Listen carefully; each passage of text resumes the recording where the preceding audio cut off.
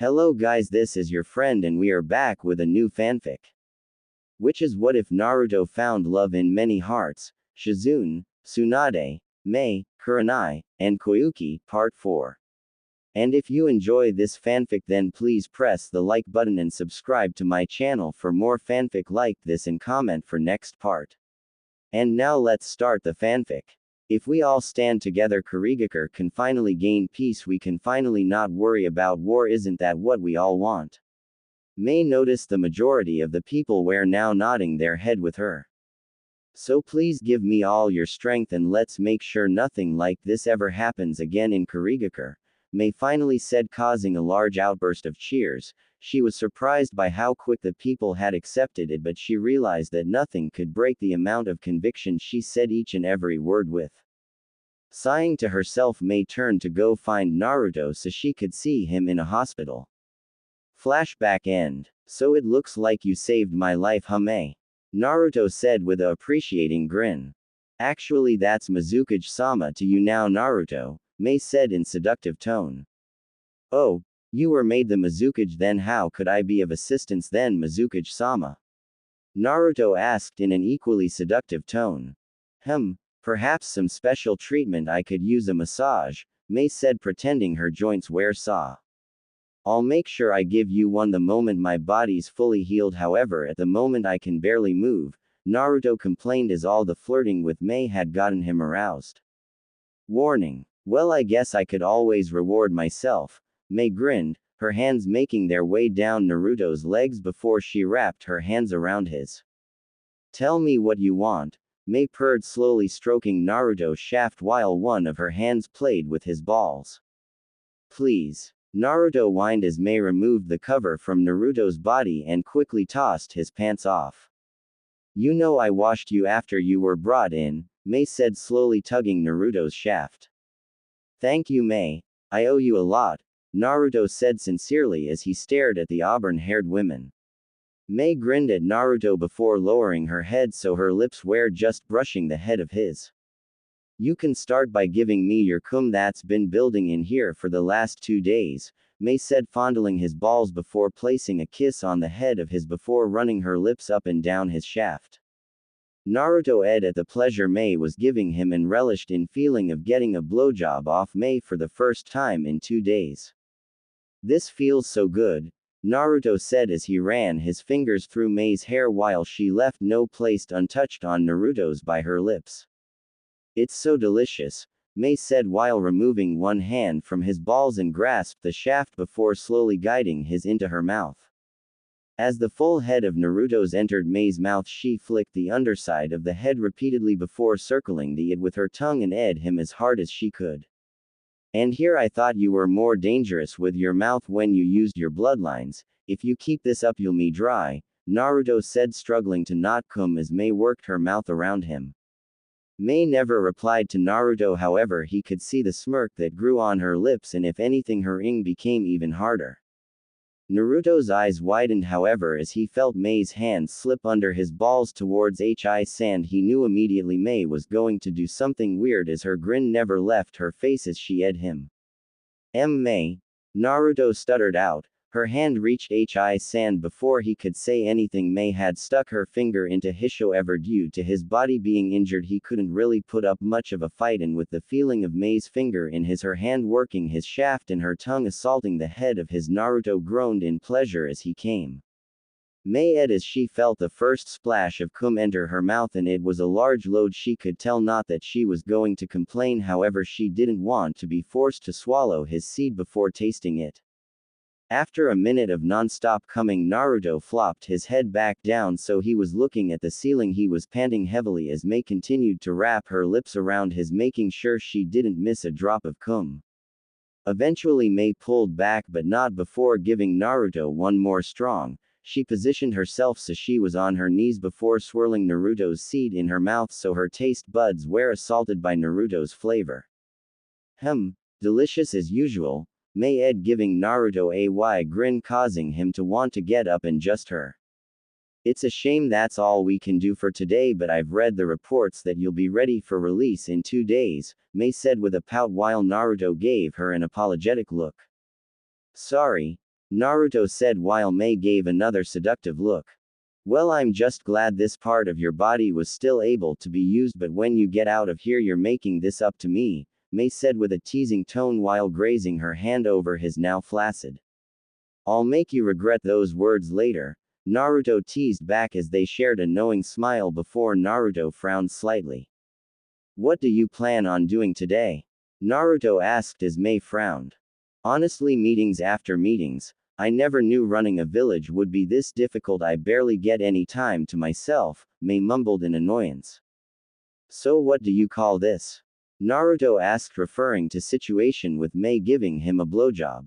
Well, it needed to be done for both me and you, and I'll be doing it again tomorrow. You don't have any complaints, do you? Mei asked, knowing he wouldn't. Nope. Naruto smiled as Mei stood up, pulling the cover over him to hide his ness in the lower part of his body. Well, get some rest, Naruto, Mei said, pecking him on the lips before walking out of the room, leaving Naruto to his thoughts. 2 days later, Naruto yawned as he stood up from his hospital bed. The majority of his injuries had disappeared and he could now move around.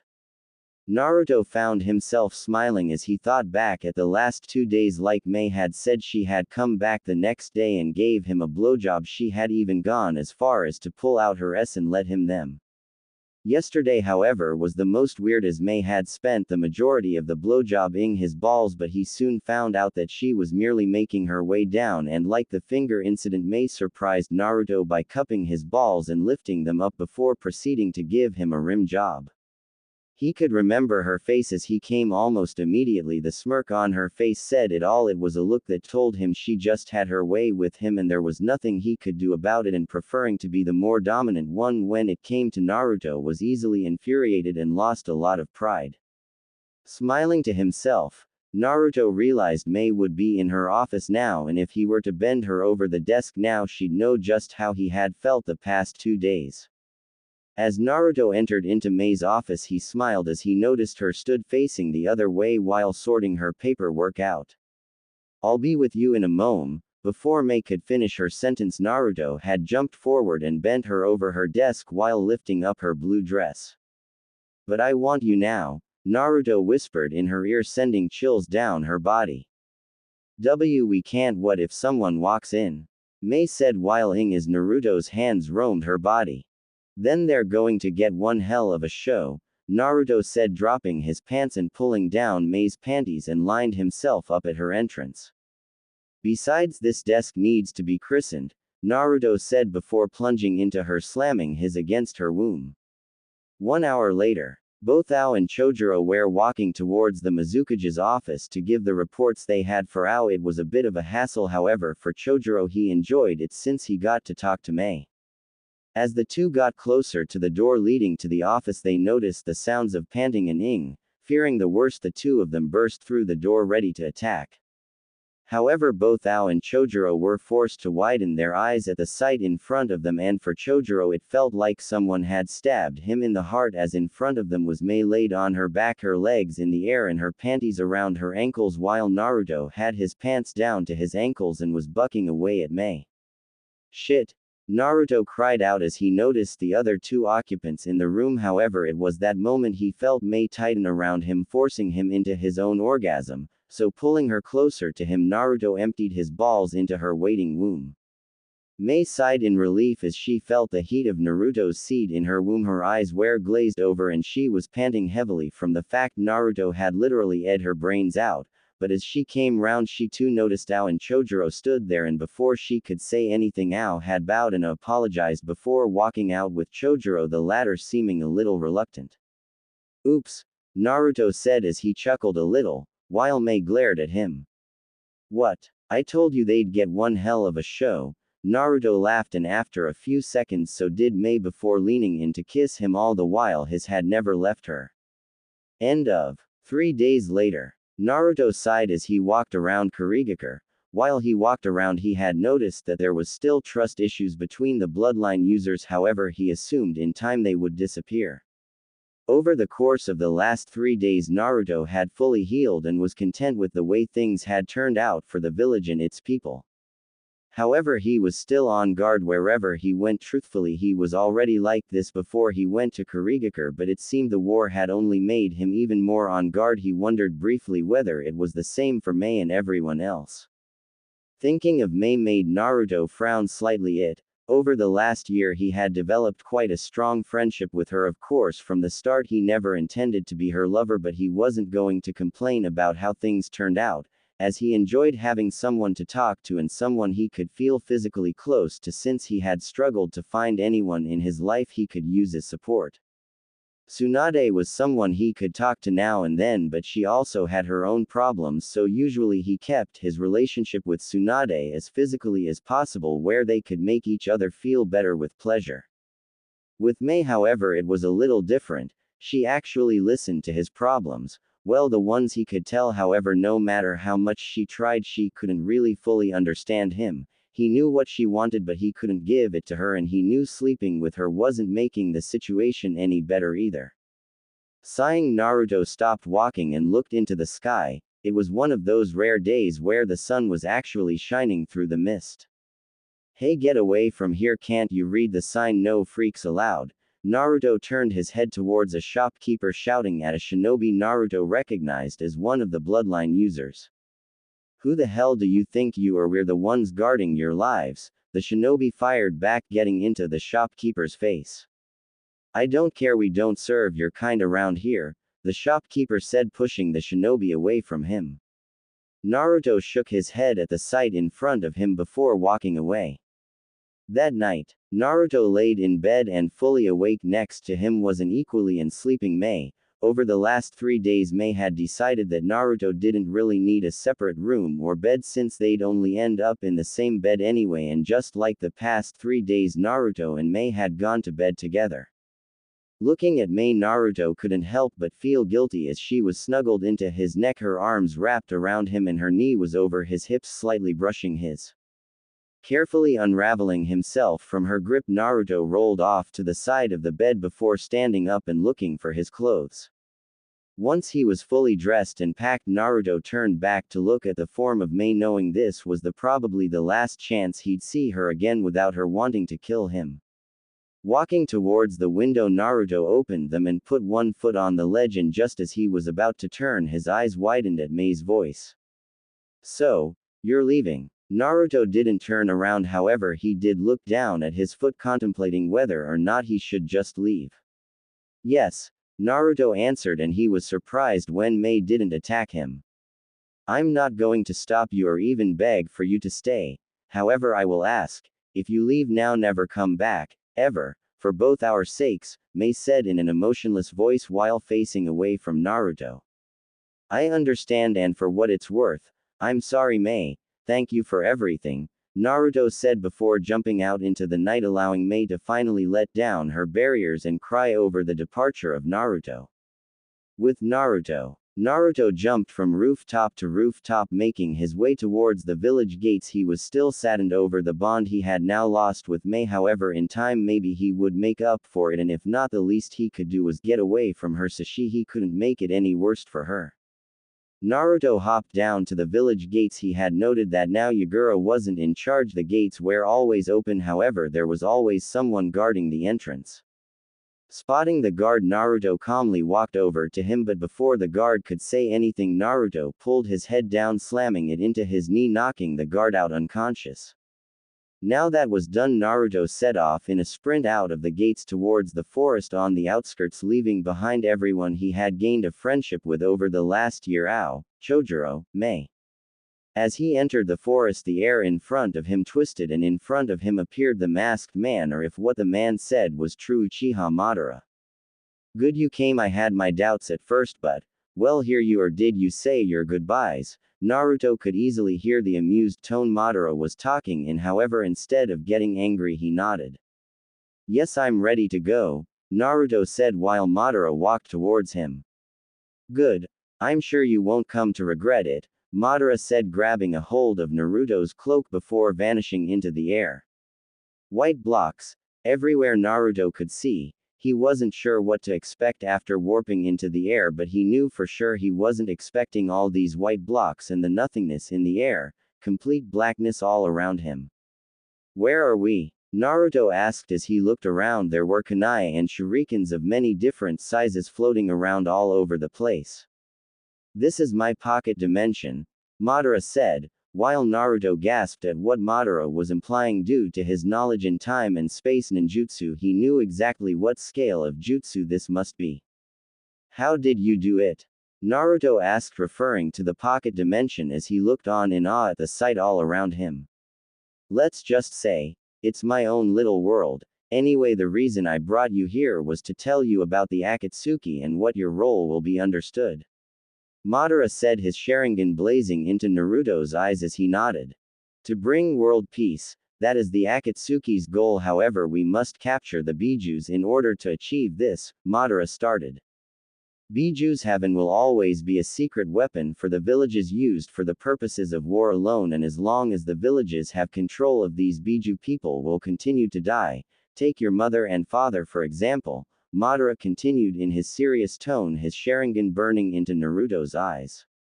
It won't be long until your brother falls victim to this curse known as the shinobi world. Right now he is being manipulated to be a puppet for Konoha. He is constantly neglected and shunned by the people of Konoha, the people you are protecting. It's quite ironic, isn't it? The one condition you had they couldn't keep, Madara said, his voice holding a small amount of amusement. Soon though there will be a time where there are no losers or sadness in the world, Madara finished his Sharingan eye, finally deactivating. Soon, Naruto-kun, you will thank me for this, Madara muttered as he grabbed Naruto and disappeared again. When they both appeared again, Naruto's eyes turned from their dull and lifeless state back to his cold and sharp azure color. Where are we? Naruto asked in annoyance as he stared at the giant buildings in front of him. This is a megacure no Sato, famous for its constant rain and once the home of Hanzo the salamander, Madara said, and true to his word, the rain fell heavier than anywhere he had ever felt. A megacure was one of the few places he had never been due to how well guarded it was. The man who could defeat all three Sanins at once at one time, does he still live here? Naruto asked while pulling his hood up to protect himself from the downfall of rain. Well, no, he was killed by someone who thinks he's a god, Madara said in mocking voice while Naruto gasped at the knowledge. Someone killed Hanzo? Naruto questioned as he found it hard to believe someone could defeat that legend that was able to beat all three Sannin at once. Well, he was never going to remain the strongest forever. Remember, age is everybody's enemy, Madara responded as he and Naruto walked towards the largest tower of a megacure. So where are we going then? Naruto asked as he entered the building. It was dark and looked like it would fall down at any moment. It's not we, it's you. My presence will not be needed here yet, Madara informed Naruto, and out of his eyes Madara pulled out a black cloak with red clouds on it. This is the Akatsuki cloak. The leader is pain. He may seem mad, but he's more powerful than you can imagine, Madara advised while emphasizing the word leader in both a mocking and serious voice. Why are you telling me this? Naruto replied as they stopped at an elevator. Because you're not stupid. In the Akatsuki there are strong fighters, but none are more valuable than you. Lying to you would not benefit me in any way, Madara said while Naruto stared at him for a few moments, contemplating his words before sighing in acceptance. The top floor, that's where the meeting is. They're expecting you, Madara said before disappearing in a small vortex. Great, I'm going to be working with a bunch of maniacs, Naruto sighed as he looked at the cloak Madara had given him before putting it on and stepping into the elevator. Once he reached the top floor, he stepped out of the elevator only to see the face of a beautiful blue-haired woman. She had lavender eyeshadow and the most brightest amber eyes Naruto had ever seen. However, the thing Naruto noticed was piercing she had just below her bottom lip. Namikaze Naruto, I assume, the woman said with a stoic face and an emotionless voice. Naruto nodded before the women turned around and walked towards the one single door on the floor. Not knowing what to do, Naruto followed the woman into the room. Pain-sama, he's here, the woman said as she walked into the room closely followed by Naruto. Namikaze Naruto, you have been informed about our goal, have you not?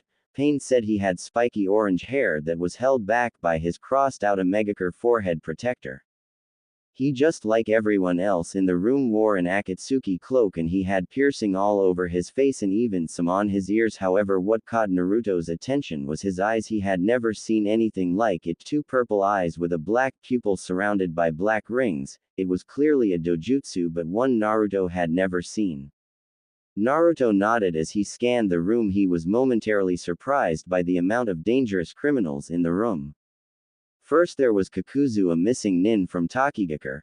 Kakuzu was infamous for his brutal ways of killing people and his obsession for hunting down high-paid bounties. Kakuzu was a tall muscular man that towered over everyone in the room. He wore a white hood with a black mask, with his eyes being the only visible part of his face. His eyes had green irides and red scleras. His clothing consisted of the traditional Akatsuki cloak and his forehead protector, which had his village symbol on crossed out. Next, Naruto noticed Sasori of the Red Sand, a missing nin from Tsunade no Sato. He was famous for his creation of his puppets and his lethal poisonous attacks. Sasori was a medium-sized man. He was quite bulky, and like Kakuzu, he had a mask covering most of his face, so all that could be seen was his eyes and his black hair that was braided, and like the rest of the Akatsuki, he had the trademark cloak. Next was Deidara, a missing nin from Iwagakure no Sato, known for his explosive abilities and known for his cruel and sadistic nature. Deidara had slanted blue eyes and very long blonde hair that was drawn into a half ponytail, while the rest hung down the left side of his face, covering his eye. Next to him was a weird plant-shaped creature he had never seen before. His head had a Venus fly trap covering his it. Also, the strangest part of him was that half of his body was white while the other half was black. Then there was someone Naruto recognized immediately, Kisame Hoshigaki. He was a missing nin from Kurigakure no Sato. His name and picture were always threw around when he was in the rebel army. He was known to be a big supporter of the Yondaime Mizukage when the bloodline discrimination first kicked off, and he was also known as the strongest of the 7 swordsmen with his blade Samahata. Kisame was the tallest of the Akatsuki with blue moosed-up hair. He had a distinctive shark-like appearance, complete with pale blue skin, small round white eyes with gill markings underneath, and like the rest of the 7 swordsmen he had razor-sharp teeth. His giant blade Samahata was wrapped up in bandages, and from what Naruto could see it held the resemblance of a mace in its shape. As Naruto's eyes reached the last and most quiet member, his eyes widened slightly at person. She had a Konoha forehead protector that was scratched out. She had pale white skin and black hair that reached past her shoulders that were tied into a ponytail, but there was 2 pieces tucked out to the front of her neck. Her ears were pierced and had 2 circular earrings. Her cold black eyes almost made Naruto shiver as she stared at him. She had 2 small defined lines under her eyes. On her neck there was a small necklace, and like the rest of the Akatsuki, she wore the trademark cloak and nail polish on her fingers and toes. Naruto knew immediately this was Izumi Uchiha, a master of the Sharingan and infamous all around the world for her brutal massacre of her own clan, leaving only her little brother alive, and the scariest part about it all was she was only a few months older than him. Another thing Naruto noticed, that on their fingers was a single ring. "Konan, hand him the San 3 ring," Naruto heard Pain say, and like he said, the blue-haired woman from before walked up to Naruto and held out a ring in the palm of her hand. The ring was orange in color. "Remember, this ring is extremely important and irreplaceable, so don't lose it," Konan said in her usual emotionless voice. Naruto nodded as he took the ring out of her hand and placed it on his left index finger.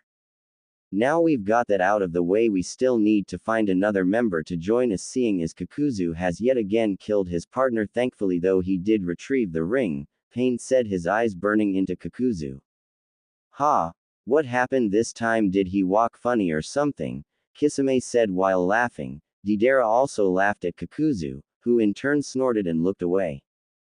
"That being said, Kisame, you will now partner up with Kakuzu until we find a suitable partner for him, while Izumi and Naruto will be partnered together," Pain said, causing Kisame to in annoyance, while Izumi looked on like she didn't care. "As we are still not ready to hunt the Jinchurikis yet, we will spend our time gathering funds and improving our strength so no one can oppose us. So until then, train yourself, do whatever you need to do, because when the time comes we'll be fighting a battle like no one has ever before," pain finished, his eyes glowing slightly before he began to walk away with Conan following him. Namikaze Naruto. Naruto turned his head towards the sound of Kisame and he was met with a giant grin. So the rumors are true, you were able to go up against a Biju and win, and it seems Mei was finally able to achieve her dream. However, I do wonder if the rumors of you and Mei are true, Kisame said with a knowing grin while Naruto narrowed his eyes. How do you know all this? Naruto asked, not liking that Kisame knew so much about his time in Kurigakure already, not to mention his relationship with Mei.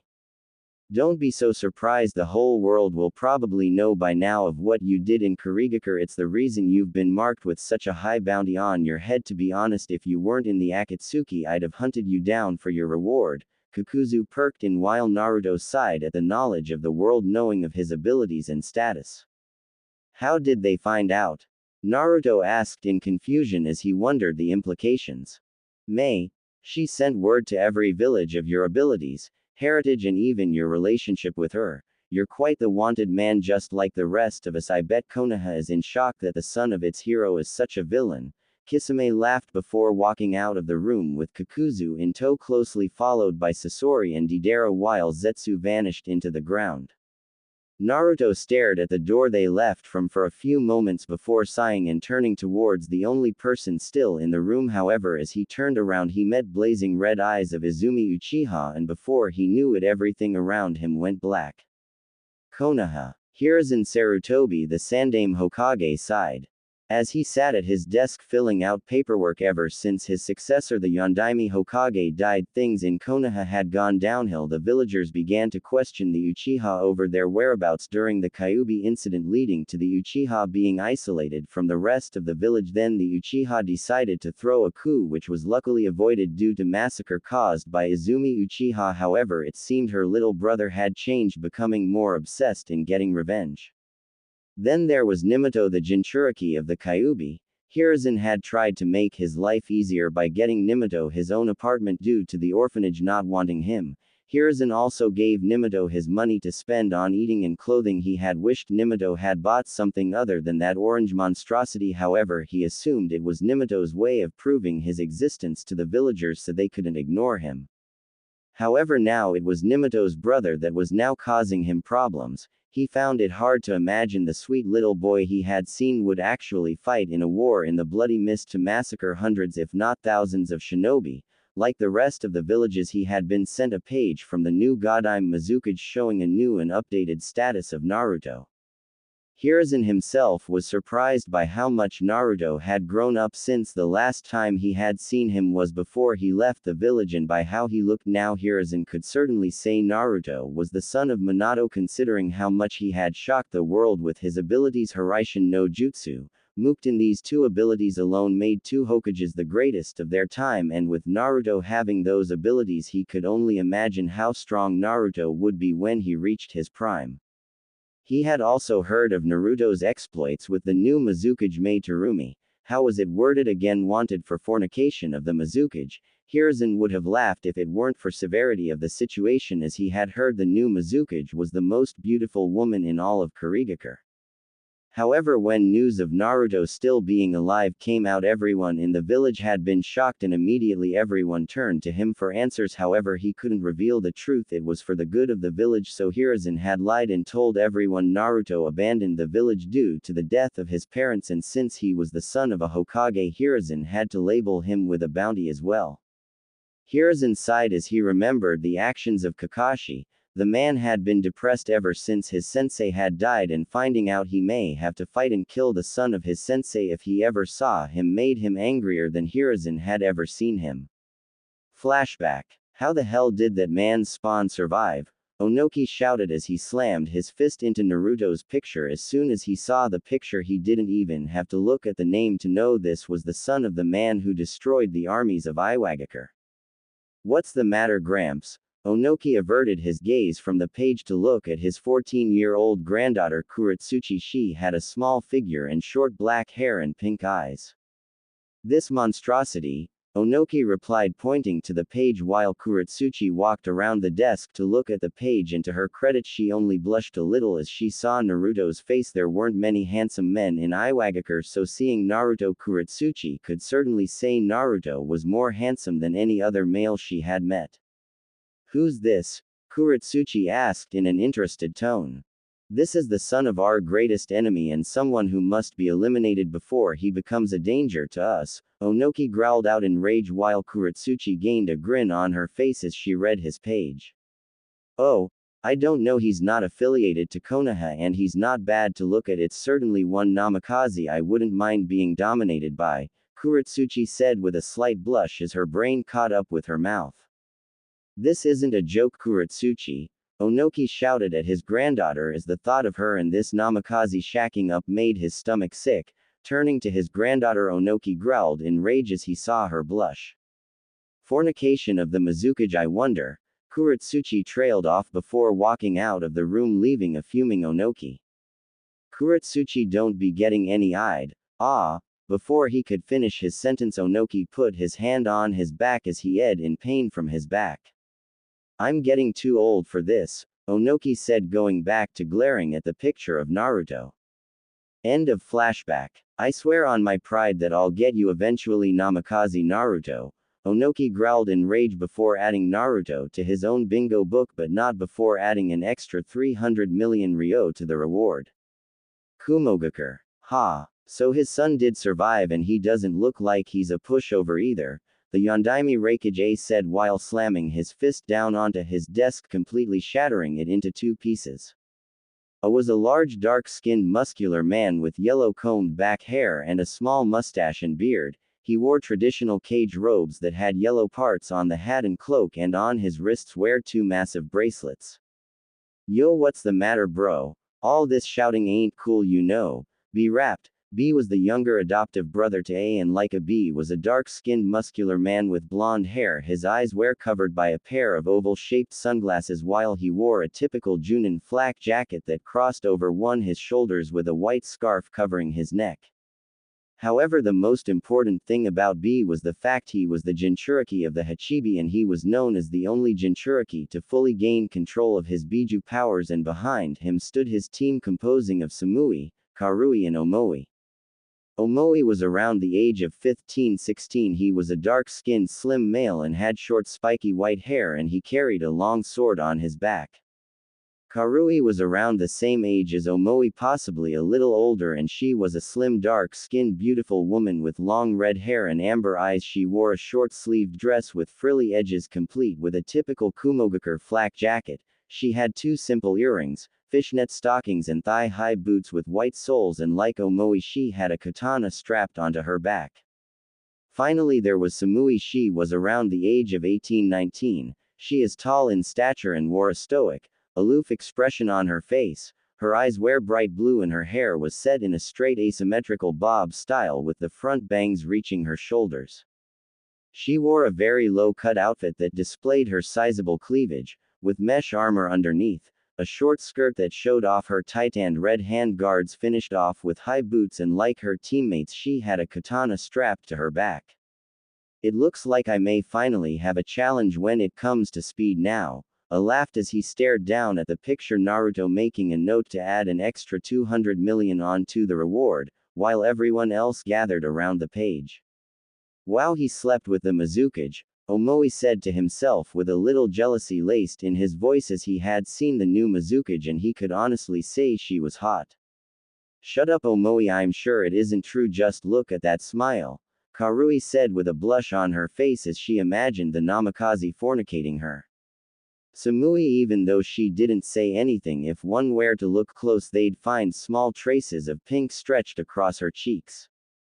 "Yo, causing all the women to drool. Namikaze is one crazy fool," B rapped, striking a pose while grinned over the thought of someone challenging him in speed, while Omoi thought about what type of man Naruto was if he had made the Mizukage this angry. Karui was blushing as she imagined the namikaze, while Samui quickly wondered whether or not Naruto would be good at massaging shoulders. However, as soon as the thought entered her mind she quickly shook it off. "With Jiraiya. What does that brat think he's doing?" Jiraiya muttered in annoyance as he stared at Naruto's page. This was certainly not how things were meant to go now. Naruto was wanted killed by all 5 of the main villages. Though he was impressed by the size of the bounty on Naruto since it was catching up to his, not to mention part of the reason why he got the bounty, sleeping with the Mizukage, Jiraiya had laughed when he had read that part.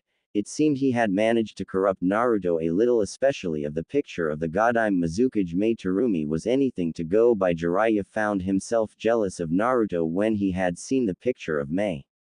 Thinking about it, Naruto was certainly becoming a womanizer that made even him proud. He knew at the very least when he had left Naruto with Shizune and Tsunade that both Naruto and Shizune had slept with each other. At first he had wondered whether or not Tsunade had slept with Naruto, but he had quickly shook the thought out of his mind, as not only did Tsunade not let any man other than Dan touch her, plus the thought made his stomach churn slightly.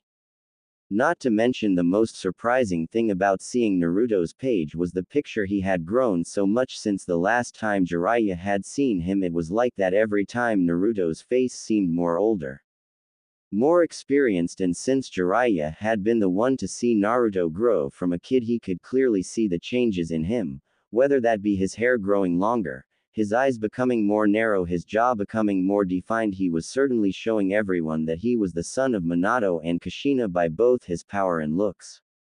I wonder what you're doing now, Naruto, Jiraiya asked to himself as he narrowed his eyes at the picture of Naruto.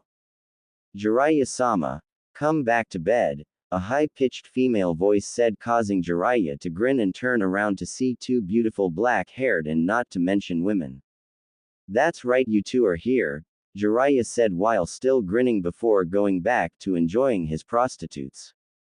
Kurigakure. Mei Terumi, the Godime Mizukage, rumored to be the most beautiful women in all the land of water and one of the most beautiful women around the world, glared angrily at Ao as he squirmed under the heat of her gaze. So, okay, when I said hand out Naruto's information to the other villages, tell me why in the hell you added that Naruto ed me, Mei said angrily as she contemplated melting Ao there and then. I'm sorry, Mizukage-sama, I had thought you said add everything we know about him, Ao stuttered in fear as Mei could intimidate the most frightening people with just one glare from her hardened emerald eyes. Yes, but there's a little thing called privacy. Did you think I'd want the world to know that me and Naruto were intimate? Mei sighed in annoyance as she gazed at the page of Naruto, her eyes softening slightly at his wide grin.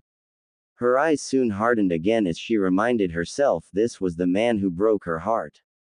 I'll have them changed immediately, Mizukage-sama, Ao said as he prepared to rush out of the room. However, before he could say anything, Mei slammed her hand on the table, her palm covering Naruto's face. Stop. It's too late now, but if I ever see him again I'll kill him myself, Mei muttered, clenching her fist over the picture of Naruto. With Tsunade. Tsunade-sama, come look at this, Shizune said as she placed a piece of paper onto the table that Tsunade was sitting at while she drank a cup of sake. What is it? Tsunade asked, not even looking at the paper as she poured another cup of sake for herself. It's Naruto-kun, Shizune said, causing Tsunade to stop the cup of sake right next to her lips before looking at the piece of paper. So what's he done this time? Tsunade asked, trying to hide her interest as she quickly drank the sake, placing the cup down back onto the table to have a look at Naruto's page. His bounty is higher than yours, Tsunade-sama, Shizune said quietly while Tsunade glanced at the piece of paper, her eyebrow twitching slightly as she read on. So he was sleeping with the new Mizukage as well. That bastard is so getting punished for that, Tsunade thought in a bit of jealousy. Even though they had established they could sleep with other people, Tsunade found the act of having despicable unless the 2 people cared about each other on some level. What do you think over this whole Mizukage deal? Shizune asked in a bit of discomfort while Tsunade frowned as she wondered the exact same question. Well, he's a charmer, you should know that, Shizune, Tsunade said, causing the black-haired woman to blush at what her master was talking about. Unknown location. Cuckoo. Naruto-kun, you certainly are full of surprises, aren't you? Orochimaru grinned as he stared at Naruto's bounty, his exceptionally large tonguing his lips as he read the abilities Naruto had. Mukten, multiple elements and even that pesky jutsu his father used. Of course Naruto's bounty wasn't higher than his, but Orochimaru could tell immediately that the reward wasn't worth the risk of fighting Naruto. He knew the boy's potential, and for him to even considering going after him, the villages would have to add a lot more. Soon Naruto-kun, the day we meet will come, Orochimaru said as he injected a syringe into a Sharingan that was lying on a table. With Naruto. Naruto gasped as he opened his eyes. His body was quickly propelling itself to the floor and there was no way he could avoid it. Turning his head to the side to prevent as much damage as he could, however, the impact of landing on the floor still made a sickening thud noise. Bitch, what did you do to me? Naruto groaned out in pain as it felt like his body had been stabbed with thousands of needles. His eyes burned in intense pain. Izumi turned and stared at Naruto for a few seconds, never for 1 second dropping her cold, emotionless face. Nothing, Izumi said in an emotionless voice that matched her stoic look before turning around and walking towards the door. Wait, Naruto growled out, his voice carrying out a dangerous tone despite how his body felt. However, Naruto's eyes burned with anger, his generally cool azure eyes turning into a blazing sapphire as he noticed Izumi ignore him and continue to walk towards the door, and just as she reached for the door handle, Naruto had managed to get himself to one knee, while holding his head as it burned with pain. I said, wait, what did you do to me? Naruto asked this time. However, Izumi's hand stopped on the door and sent Naruto a side glance, her 3-tomo Sharingan blazing and staring at him as if she was examining him. You know what I did, I have nothing else to say to you, Izumi spoke before walking out of the room, leaving Naruto as he continued to grasp his head in pain thinking about what she did. Bitch, Naruto muttered as he tried his best to ignore the pain and stand up. After Naruto deemed the pain tolerable, he stopped clutching his head and narrowed his eyes at the door Izumi had left from. What have I gotten myself into? Naruto asked to himself as he also walked to the exit to leave the tower and catch up to his new partner. Konohagakure no Sato, famous for its beautiful weather and forestry, at one time it was called the strongest of the 5 great ninja villages. Created by both Madara Uchiha and Hashirama Senju, Konohagakure has been the birthing place to many extraordinary shinobi that have shaken the very foundations of the shinobi world, ranging from the 3 legendary Sannin Jiraiya, Tsunade and Orochimaru to the powerful and unmatched Hokages.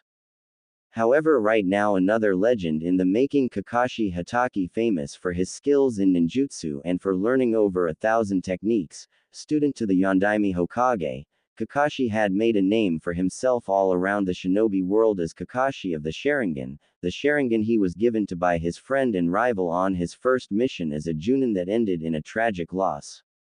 Kakashi was sat at the bar known as Shushuya, the bar where most shinobi would go for a quiet drink to wind down after a long mission, but right now Kakashi was sat in the far corner by himself with multiple bottles of sake around him. His one showing eye was burning with regret, his hair was flopped down signifying he hadn't washed in a while. All in all, he looked pathetic and tired.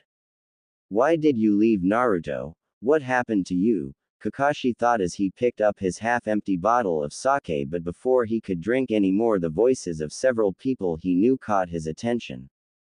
So you still haven't found anyone to pick as your student yet, Kurenai? Kakashi heard Asuma ask, walking into the bar with Kurenai Yuhi, Enko Mitarashi, Maeda Guy and Yugao Azuki. No, I think I'm going to wait, for now until I see someone who needs me as a sensei, Kurenai said.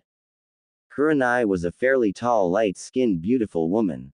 She has long black untamed shoulder-length hair. Her eyes wear a beautiful shade of red with single rings surrounding her pupil, making them look a lot like the Uchiha clan's Sharingan. Around her eyes was purple eye shadow and on her lips she wore crimson lipstick. She was dressed in her usual outfit that consisted of a red mesh armor blouse which did nothing to hide her suggestive cleavage that was underneath and her impressive curves, with only the right sleeve visible. Over this was a material that resembled bandages with a pattern on it similar to those of a rose thorn. Her hands and upper thighs were also wrapped in bandages and her Konoha protector was tied securely around her forehead, securing her bangs just above her eyes. How youthful! To look for someone who needs your help, Kurenai, Maida Guy said while raising his fist in joy. Guy had the appearance of a tall, well-built man with high cheekbones, thick eyebrows and black hair cut into the shape of a bowl.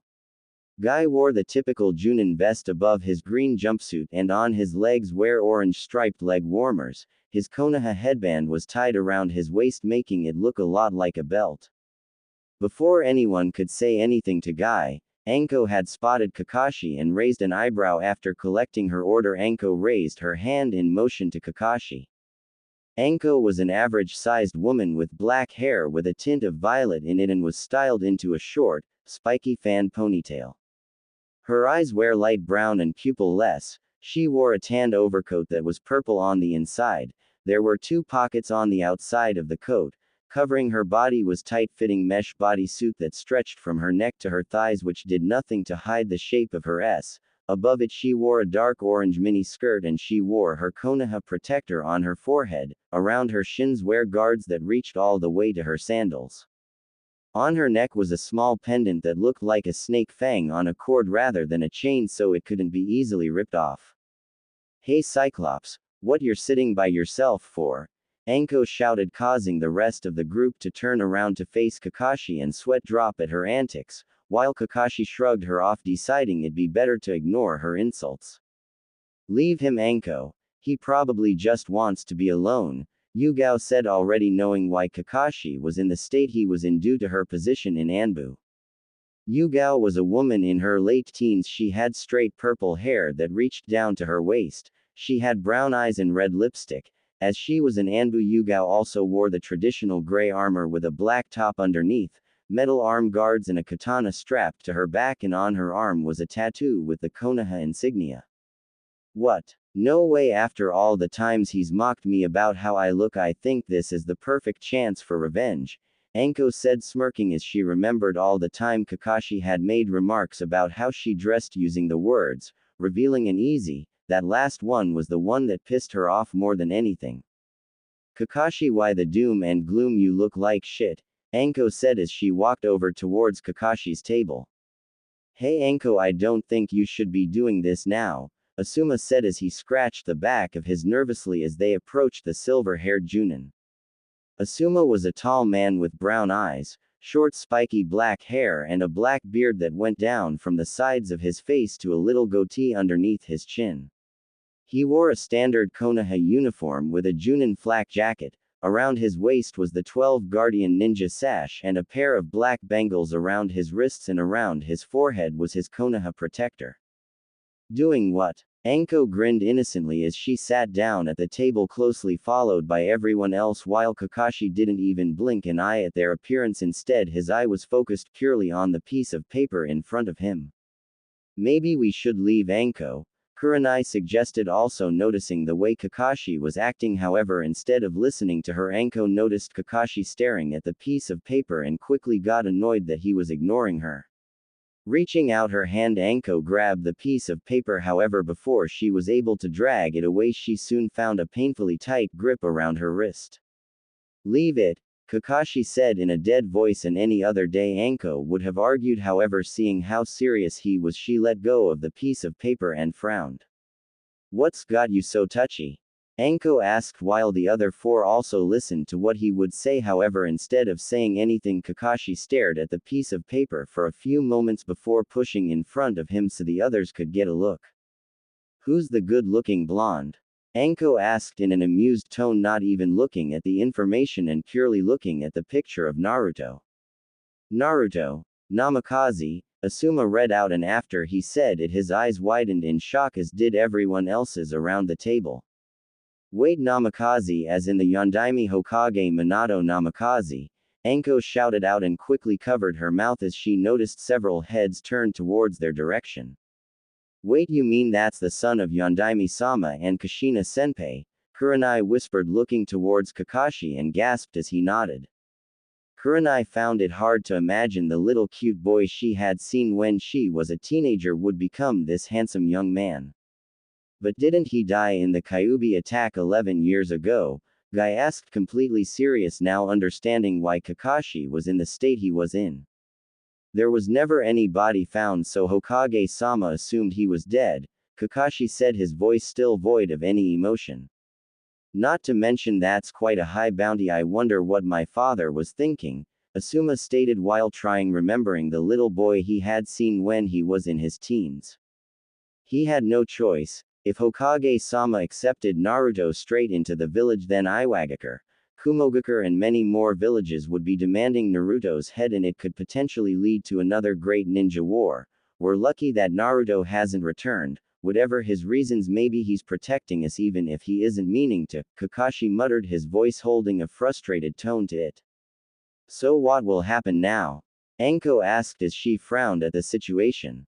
He'll most likely be captured then executed even if he is the son of a Hokage, Yugao said while everyone frowned at the thought. It's a shame that someone that good looking will be killed, but Kakashi, you're not going to give up, are you? You're no use to anyone like this. Besides, it's not certain he'll be executed since there's still a chance he'll be spared. I went off with Konoha's greatest traitor, Anko said as she remembered the time Orochimaru had abandoned her, and despite what the elders wanted, the Hokage had spared her and allowed her to serve Konoha again. Anko's right, given up would be accepting defeat, Kurenai responded, knowing Anko's past. Not to mention Shita shared Anko's view on letting a handsome man like Naruto die. Be ashamed, despite the fact she thought Naruto was a pervert for betting the Mizukage, but also she thought it would be a great shame to Kushina, as she had acted like an older sister to Kurenai and all the aspiring kunoichi in her generation. It's settled, Kakashi. Starting today we will start our ultimate challenge yet and compete to bring Naruto-kun back home, Guy exclaimed, holding his thumb out and showing his toothy smile. Kakashi stared wide-eyed at Guy for a few seconds before cracking a small smile under his face mask which no one could notice. I guess you're right. Besides, I have to congratulate him on his perverted actions in Kurigakure, Kakashi said, his voice sounding more confident at the thought of bringing his sensei's son back to the village and giving Minato his brother back, as he felt guilty that he wasn't allowed to interact with him just in case people would connect dots. Kakashi also wondered whether or not Jiraiya felt the same. Well, if he is brought back, I'm the first to test him between the sheets, Anko said with a grin and her lips, while Kurenai shook her head, however also wondering what it would feel like to be fornicated by Naruto. Yugao on the other hand blushed, thinking the same thing even though she had a boyfriend who she loved. I feel sorry for him, Asuma said as he thought of Naruto while watching Anko, her lips and the hungry look she had in her eyes. Hokage office. We should demand him to come back, Hiruzen sighed at the voice of his old teammate Danzo. Danzo was an old man who had black spiky hair. The right side of his face and his forehead was covered in bandages, and on his chin was a scar in the shape of X. He wore a white shirt with a black robe, and in his hand was a cane he used to help walk. Danzo, you know I can't. We'd be brining war to Konohagakure, a war that we might not be able to win, Hiruzen stated as he glared at Danzo, knowing that if a war did break out they'd only have the support of one Sannin compared to the previous wars where they just won even with the help of all three Sannin and the Yondaime Hokage. But with the boy's ability we could win. He's proving he's much more useful than that brother of his, Danzo remarked with a scowl as he remembered Nimato's progress and how he had been refused to train the Jinchuriki. Even so, we would be sending many shinobis to their death, and I'm not willing to deal with such a burden. I've had too many for one lifetime, Hiruzen stated, his eyes burning with conviction. At least ask the boy's opinion on this. I'm sure he'd be willing to fight for the sake of the village, Danzo remarked. Fine, I'll ask Jiraiya to relay the message to Naruto, but out of curiosity, what would you suggest? Should he say no to coming back to the village? Hiruzen asked as he watched Danzo stand up and walk to the door and stop his hand on the doorknob. He be eliminated, Danzo said before walking out of the room while Hiruzen pulled out his smoking pipe. I thought so, Hiruzen said, sighing as he blew a puff of smoke out of his mouth. See between Kumogakure and Kurigakure. Well, I'll be. He was a famous shinobi after all, Sufu commented as she held a poster of Naruto in her hands while sitting on deck of her ship sailing towards Kurigakure. After she had taken Naruto to Kurigakure, true to her words, she had gone back to her home and told her husband she had cheated on him. Of course she didn't tell him who with, but she had reasoned with him that it was in the heat of the moment. Of course he didn't forgive her, but after a few months they had agreed to work on their marriage. Even though there were awkward and stressful moments where she had to bite her lip to stop herself from screaming Naruto's name whenever she fingered herself, since her husband had refused to even touch her. However, she did owe Naruto a huge debt as well. With the money he had given her to take him to Kurigakure, she had repaired her ship and even expanded it, not to mention that now the civil war was over, business was picking up in the shipping industry and she had a lot of work lined up. I wonder if we'll ever see each other again, Naruto-kun, Sufu said, sighing as she remembered their time below deck and the amazing they had. A Megakure tower. So we can trust him? Pain asked, his voice holding no emotion to it as he stared at the orange mask of Madara Uchiha whilst behind him was the constant fall of the rain. Yes, I have him placed under my strongest genjutsu and will obey any command I give him concerning the capture of the Jinchurikis, Madara stated, his voice now deep instead of the immature tone he spoke in before. So, why didn't you take over his full consciousness? Wouldn't it be easier to work with a mindless zombie? Pain questioned while Konan looked on with her stoic face. You're one to talk about zombies, right, Nagato? Besides, with him keeping his personality, our enemies will hesitate to strike him down, Madara stated, his voice holding the slightest bit of amusement to it. I see. Well, as long as everything goes to plan, it won't matter. However, should he turn on us, I'll finish him myself, Pain stated, causing Madara to laugh.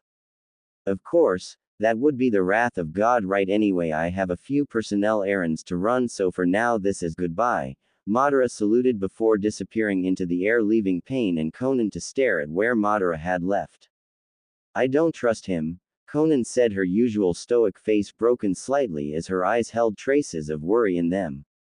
Neither do I, but should he turn his back on us, I'll end him as well, as that is the will of God, Pain said, still in his emotionless voice, while Konan still looked slightly worried.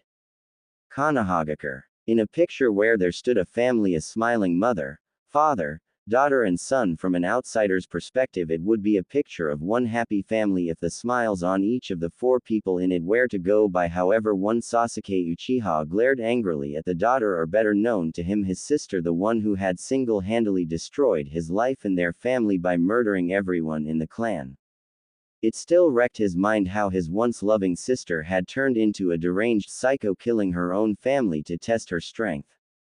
Shaking his head from such thoughts, Sasuke resolved himself into the belief his caring older sister was gone. There'd be no more training together, no more prods in the forehead playfully, and no more big sister to look after him. He was on his own now, and it was up to him to avenge his clan. Izumi, I will kill you and avenge the Uchiha clan, Sasuke whispered before putting the picture down and walking away to train even harder. Wow, so the Yondaime Hokage had a son, how lucky, a 10-year-old Minato said as he stared at the picture of the Yondaime's family before the Kyuubi attack, where a young Naruto could be found smiling while holding his parents' hand. I wish that was me, Minato said, and as quickly as he had said the sentence he had placed his hand over his mouth before turning red and becoming flustered. I am mean, I wish I had parents, not be him dadbeo, Minato shouted as he waved his hands in front of himself, trying to erase everything he just said, but after a few cruel seconds he stopped and his hands fell down to the side of his body, his sheepish expression turning into a frown as he looked around only to find himself talking to himself in his apartment. I wish they were my parents, Minato said with a frown as he stood up, leaving the picture he had stolen from the library on the floor he was sat on. They look so happy, Minato commented as he stared at the smile of the Yondaime Hokage and the smile of the red-haired woman next to him, not to mention the giant smile the small blonde boy had while holding his parents' hand. Well, time for some ramen, Minato said, his face turning from a frown to a giant grin. Grabbing his frog wallet he had named Gama-chan, Minato smiled as he felt the frog wallet full. If it was one thing he could count on, it was he would never go hungry, as he always seemed to be getting money off the Hokage. When he had asked this, however, the Hokage had smiled and told him that an aspiring shinobi like himself should not go hungry, so either shall his wallet. Of course, Nimoto didn't realize Hiruzen had sidestepped the question, but as long as he was getting his funding for his ramen, Nimoto didn't care.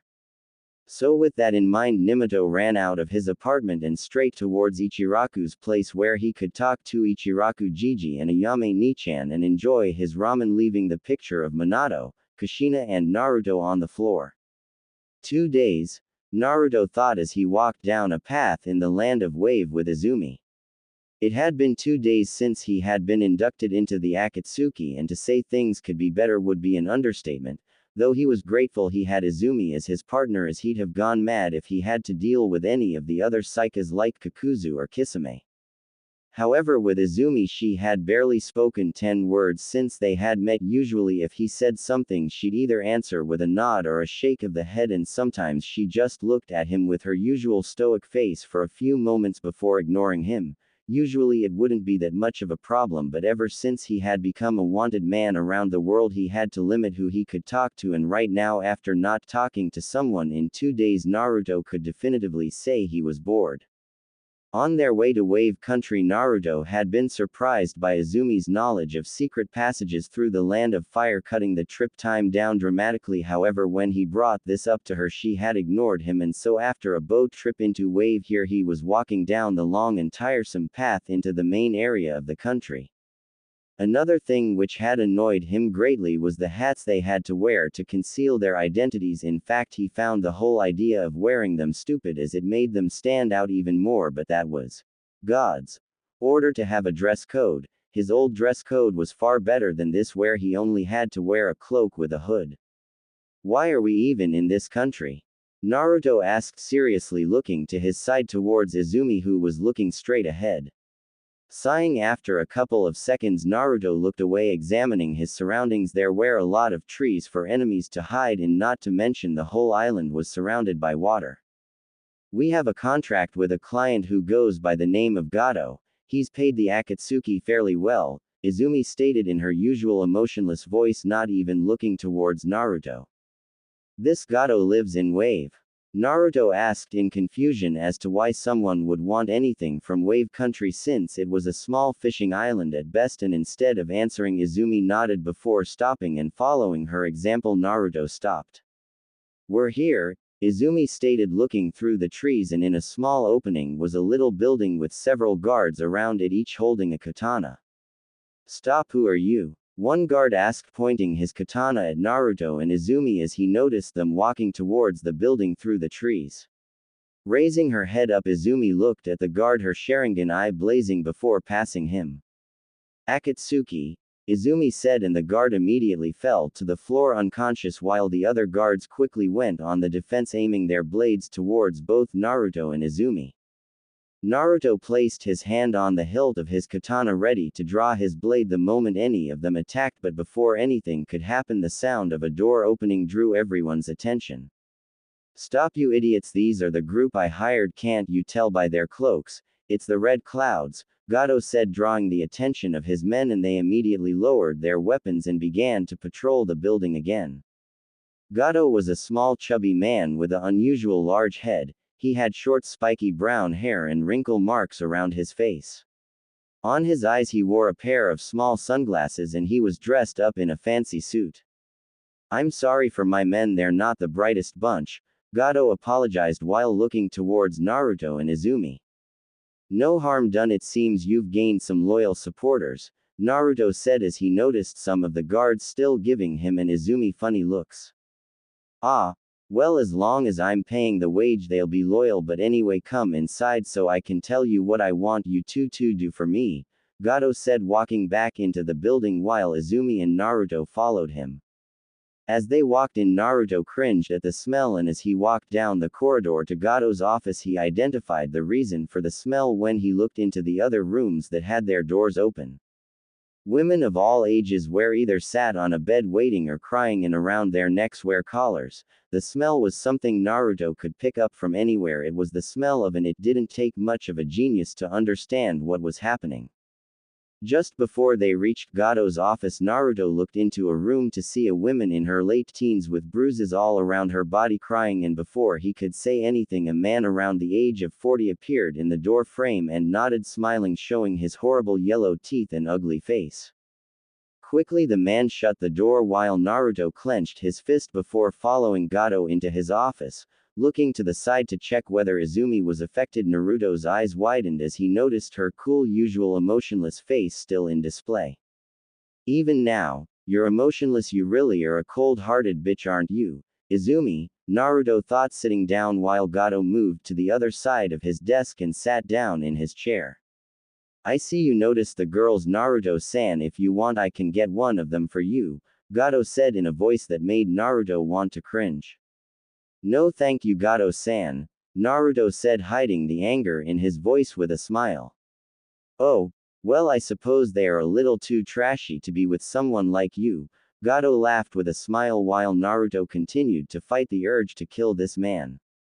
If you could just get onto the mission first, Gado, then you can talk about whores as much as you want, Izumi stated while Naruto flinched at her cold attitude and wondered how she could talk like that when she had seen the girls obviously being forced. Ah, all work and no play make Izumi-san a dull girl, Gado commented while Izumi didn't even blink at his words. But I guess you're right, we're not here to play. In fact, I have a very important mission for the two of you, Gado smirked, his expression becoming one fitting to a madman as he laced his fingers together and rested his head on his hands. This is what I want you to do, Gado said, and as he continued, Naruto's eyes gradually widened as he listened to the man's horrible intentions while Izumi narrowed her eyes ever so slightly. Are we really going to do this? Naruto asked as he walked out of the building with Izumi, a disgusted expression on his face. Yes, Izumi said as they finally made it back onto the path out of the range of Gado and his men, but before Izumi could walk any further, Naruto grabbed her wrist, stopping her from moving and getting a slight gasp from her which he didn't notice.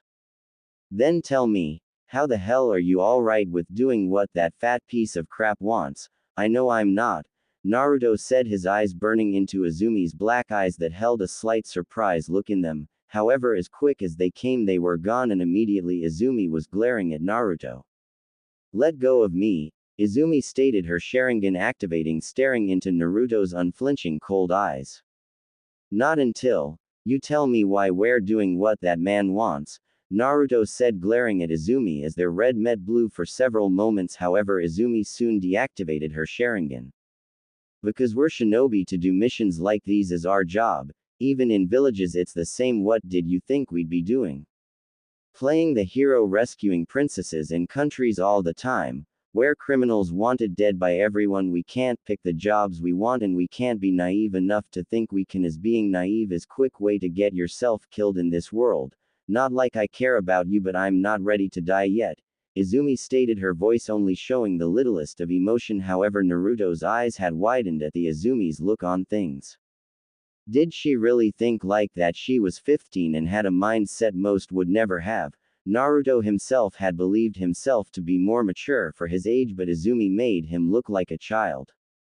It's not that I want to do this, but I understand we have no choice. The sooner you realize that, the easier this will be, Izumi finished, ripping her wrist free from Naruto's grip before turning around and walking forwards again. Naruto stared at her as she walked ahead for a few moments before sighing and clenching his fist. Of course he knew what being a shinobi meant, and he knew these type of missions occurred, but he never once thought he'd be participating in one. Fine, I understand, Naruto whispered as he caught up to Izumi and remained in silence the rest of the way to the village they were heading to. We're here, Naruto said as he noticed the village up ahead of him. He did raise his eyebrows when he noticed the port and wondered why they didn't arrive there instead of walking all the way around the island. However, he quickly shook of the thought as he realized Izumi had done this so no one would see them. Remember, don't let your emotions take over, Izumi said, looking towards the guards at the village gate, her Sharingan activating and looking towards the guards.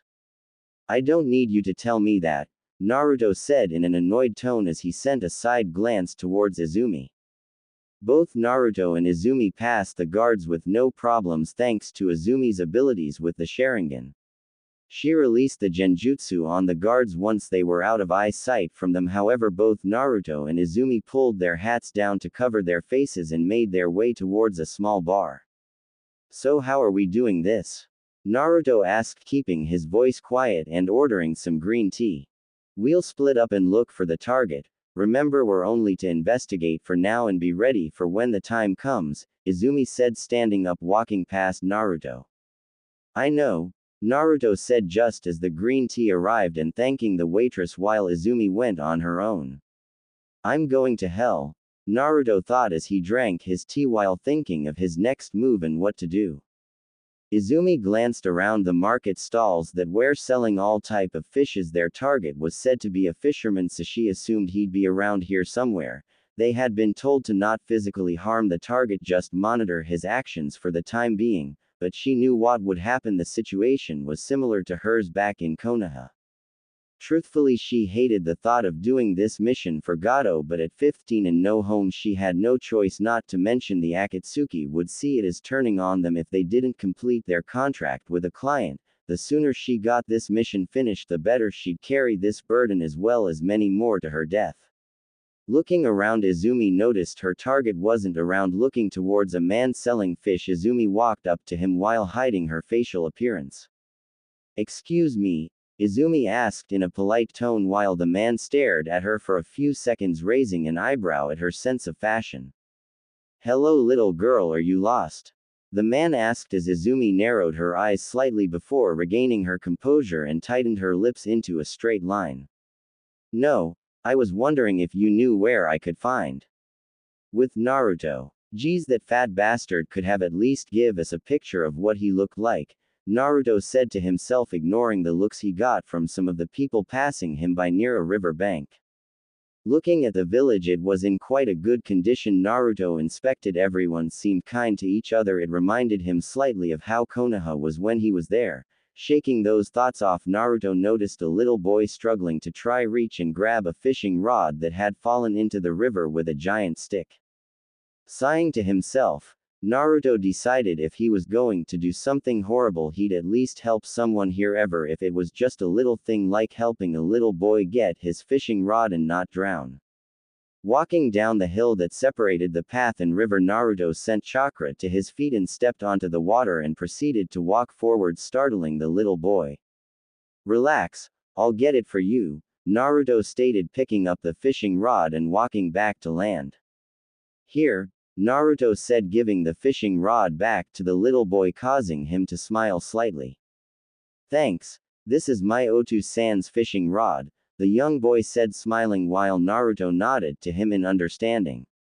The young boy sent Naruto one last grin before sitting back down and casting his line. Meanwhile, Naruto narrowed his eyes at the boy. Perhaps this was the best way to collect some information on his target. Of course, a kid wouldn't suspect anything.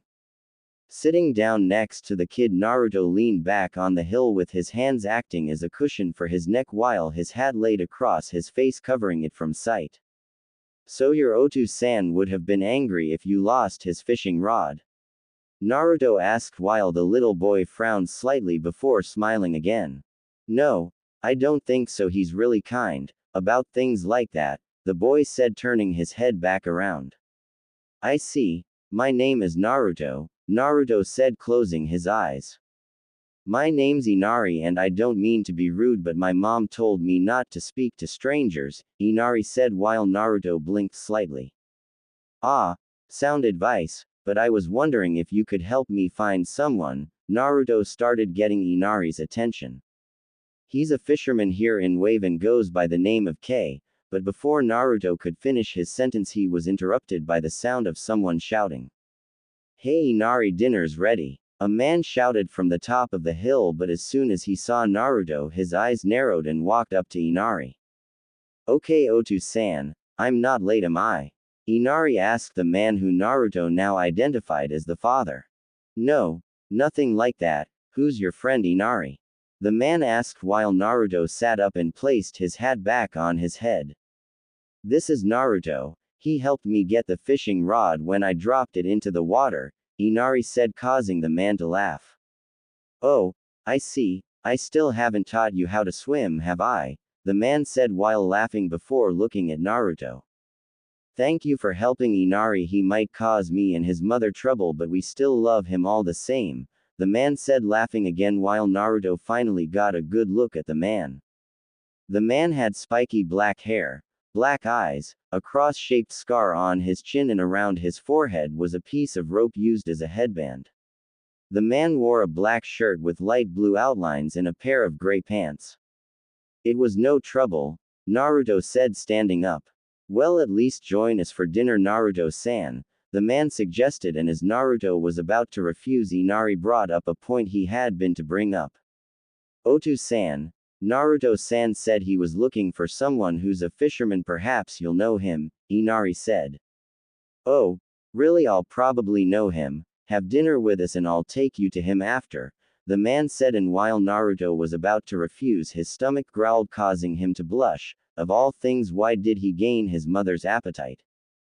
Well, I guess I can't say no, but I've got to find my friend I came with too, Naruto remarked, thinking of Izumi and wondering what she was getting up to. No problem, I'll help you find him after as well, Inari's father said, causing Naruto to chuckle. Actually, it's a she.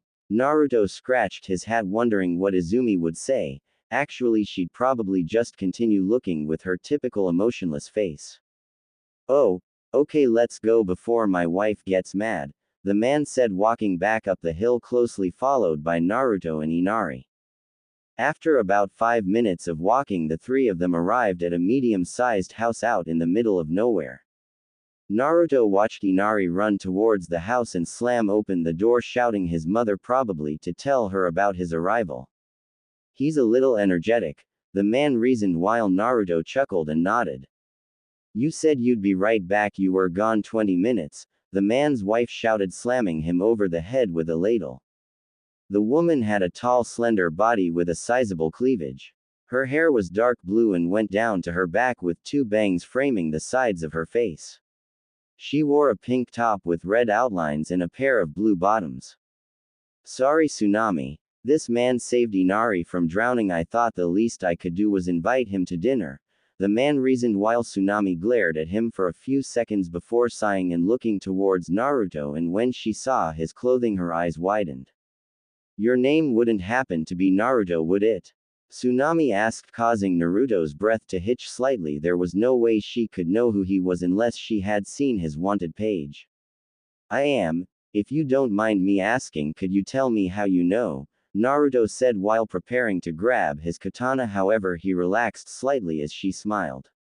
Your friend came here looking for you, Tsunade explained while Naruto's eyes narrowed slightly at the mention of friend. He only knew one person who that could be, and she certainly wasn't his friend. Izumi's here, where is she? Naruto asked, but before Tsunade could answer, Izumi stepped into the room, her Akatsuki cloak removed, and was wearing a blue kimono Naruto assumed he had borrowed of Tsunade. I'm here, I got lost looking for you and I found Tsunade-san here about 10 minutes ago, Izumi stated, looking towards Naruto so he would understand the situation. Naruto nodded to Izumi and noticed even despite the situation she still didn't show any emotion on her face. Well, isn't that handy coincidence you found your friend, the black-haired man said, looking towards Naruto before being hit over the head with a ladle again. Introduce yourself, can't you see we have guests? Tsunade commented as the man held his head in pain before blinking. Oh, that's right, I never introduced myself, did I? The name's Kaiza, the now identified Kaiza said, shaking both Naruto and Izumi's hand, missing the narrowing of their eyes. Target acquired. Both Naruto and Izumi thought before walking to the table to have dinner. Kaiza? Naruto asked as he put on an astonished look while everyone but Izumi stared at him in surprise. Yeah, that's me, Kaiza said, raising an eyebrow at Naruto's change in attitude. Ah, that's right, sorry, I forgot to tell you the name of the fisherman I was looking for, Naruto continued, his eyes narrowing. His name is Kaiza. Naruto said, his voice becoming a deeper and darker tone, causing Kaiza to narrow his eyes as well, causing a few moments of dramatic silence. I'm so glad I got to meet you. I had heard you were the best fisherman in all of Wave and I was wondering if I could become your apprentice, Naruto finally said, his voice losing all its darkness while Kaiza blinked for several seconds before bursting out into laughter. Ha! You scared me there for a second, Naruto. Anyway, let's talk about this after dinner, Kaiza suggested, walking with Tsunade and Inari to the dining table, not noticing Naruto and Izumi give a subtle nod. I always make far too much, so don't be afraid to ask for more if you're hungry, Tsunade said, smiling while sitting down between Naruto and Kaiza, with Izumi sitting next to Naruto and Inari next to Kaiza. Thank you, your hospitality is greatly appreciated, Izumi stated while looking at the curry in front of her. Yeah, this smells really nice, Naruto said, causing Tsunade to blush at the praise since it had been a while since someone had appreciated her cooking. Why, you're too kind, please eat as much as you like, Tsunade stuttered, a red hue across her cheeks. You don't have to tell me twice, itadakimasu, Kaiza said, smiling before digging into his dinner, closely followed by Inari, who also began to eat his curry. Naruto stared at the father-son duo for a couple of moments before he frowned, remembering his father. Looking to his side, he wondered how Izumi was holding up. However, he sighed at the expression Izumi was showing. It was still her emotionless face. She could at least show some emotion in her at this moment, Naruto thought. So where's Tsunade? He's been missing dinner the last couple of days, Kaiza asked with a mouthful of food while Inari laughed at his father's behavior. Kaiza, don't talk with your mouth full in front of guests, it's incredibly rude. Anyway, father has been building non-stop on that bridge. I keep telling him there's no rush, but he doesn't take any notice, Tsunade replied angrily at the mention of her father. He had been away from the house and Inari for days now. I'm sure he believes he's doing the right thing, Kaiza responded to Tsunade with a smile while she pouted slightly. Yeah, well, he could at least be a bit more considerate, Tsunade mumbled before looking over towards Naruto and Izumi. Oh, that's right, how rude of me. Naruto-kun, Izumi-chan, tell us about yourselves, Tsunade asked, causing Naruto to blink slightly while Izumi looked unaffected at the question. Well, what would you like to know? Naruto asked with a smile mirrored by Tsunade. You know where you're from and tell us a little about yourselves, Tsunade responded, looking towards Naruto, making him frown. Ah, well, I was originally born in Konohagakure and well, things kind of turned out like this. It's not really that interesting. Naruto waved off eating his curry and Tsunade seemed to get the hint and looked towards Izumi. What about you, Izumi-chan? Izumi looked towards Tsunade for a few seconds before looking back to her food. Pretty much the same story, Izumi replied, brushing off the question. However, that didn't seem to stop Tsunade's curiosity. So, are you two like together? Tsunade asked while Naruto almost choked on the food in his mouth at the question. No. Yes. Naruto looked at Izumi for a few seconds before sighing. She had already made up her own story, it seemed. Ah, I see, didn't think you were the shy type, Naruto, Kaiza teased, and Naruto scratched his chin in embarrassment over the situation. Well, you got me, Naruto chuckled. However, he was very tempted to kick Izumi's shin at her story. I think it's cute you even wear the same clothing, Tsunade cooed, adding to Naruto's humiliation while Izumi showed no difference in her face. After the dinner, Tsunade had told everyone to relax while she washed up immediately. Naruto and Kaiza had relaxed in the front room while Izumi had excused herself, saying she needed a shower, and Inari had gone to his room. So, why do you want to become my apprentice, Naruto? Kaiza asked, staring at Naruto intently as if trying to read him. Well, both Izumi and I feel like we need somewhere stable to live. We've been traveling for years now and I'd like to earn an honest living, Naruto stated, hating himself for the lie he told. I see, well, I have no problem with you and Izumi staying here for now and I'll help you with a fishing career, Kaiza sighed, closing his eyes, and after a few minutes he drifted off to sleep. Thank you, Naruto said, watching as Kaiza slept, not sure what to do.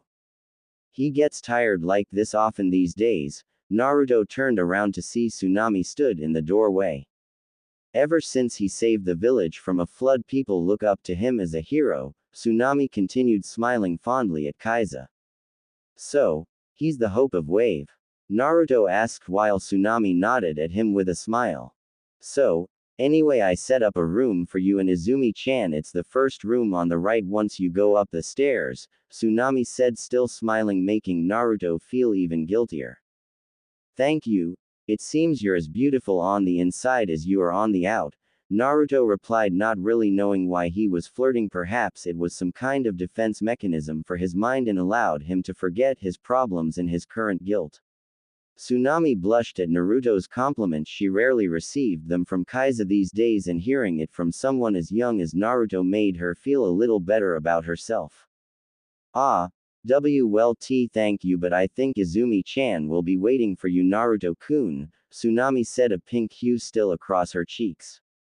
True, but it still doesn't change the fact you're beautiful, Naruto replied before heading up the stairs and into his room, feeling a new sense of guilt that seemed to replace the one that was eating at him while leaving a blushing Tsunade. As she blushed, Tsunade looked towards her husband and found herself becoming shrouded in guilt, but she couldn't help the strange feelings she got round Naruto. His looks played a big part to it since she found him handsome, but he was also kind, even going as far as to say her a 25-year-old mom looked beautiful. Sighing to herself, Tsunade cleaned everything up before going to bed, leaving Kaiza to sleep downstairs peacefully. Naruto in Izumi's room. So that's your plan, chatting up the mother? Izumi questioned, sitting on the bed while Naruto lay on the floor with only one cushion to sleep on. It's not like I meant to, but the guilt is killing me. I need something to take my mind off things, only if it is temporarily, Naruto murmured as he was only in a white vest and a pair of blue boxers. So, that's how you get your mind off things, by having with women? Izumi asked, still in her emotionless voice. Sometimes, but, Naruto brought a thoughtful look to his face before scowling slightly. I don't see why I have to tell you anyway, he said, rolling to his side, attempting to ignore Izumi. You're right, it's none of my business which whore you sleep with, but whatever you're planning, we only have 2 weeks, remember, so don't get attached, Izumi stated before lying on the bed attempting to go to sleep. She wore a thin white nightgown that Naruto had assumed was Tsunade's. I know, Naruto muttered, wishing his life would be a little simpler. During the course of the next week, both Naruto and Izumi had blended in perfectly. Naruto had been shown the ropes on how to fish despite already knowing them, not to mention he had met Tsunade, who had seemed a little preoccupied with his bridge. Regardless, he had greeted Naruto. All in all, if the situation were different, it wouldn't have been a bad place to live. Surprisingly, Izumi had also blended in perfectly as well and acted like the typical housewife, helping Tsunade around the house. However, Izumi's cooking was certainly something that could be worked on, as well as her emotionless face. His relationship with Izumi was still uncertain. There were moments where she'd answer him with full-hearted answers, and sometimes she'd just brush off whatever he said, choosing to ignore him. Usually it was the latter. Tsunade had also changed slightly. She had become slightly more daring and flirted back with Naruto whenever Kaiza wasn't around. She had reasoned as long as they never did anything physical, it wasn't cheating. Plus, with Kaiza always being tired lately, it felt good to have someone who would talk to her slightly dirty. Right now, however, everyone was sat around the dinner table just like the first night, eating the boar Kaiza had caught earlier. So, Naruto, when do you and Izumi-chan hope to find a place of your own? Not that we don't mind you staying here, but I'm sure you two will want your own space, right? Kaiza reasoned while Naruto frowned. Well, we'd like to be out of your hair by the end of this week, Naruto said, his tone a little dark.